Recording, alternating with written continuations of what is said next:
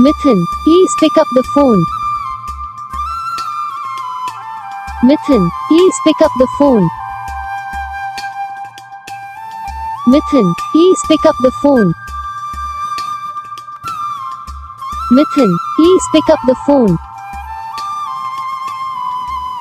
Mithun, please pick up the phone.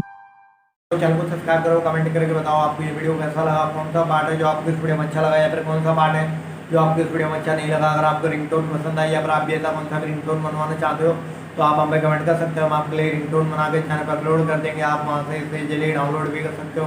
Download करने के बाद चैनल को सब्सक्राइब कर लेना, सब्सक्राइब करने के बाद जो बेल आइकन आता है इसे ऑल सेलेक्ट कर लेना। देखो इसका तो फायदा रहता है कि जब वीडियो डालते हैं तब आप तक वीडियो पहुँच जाता है, यानी कि अगर मैं सरल भाषा में बताऊँ तो आपको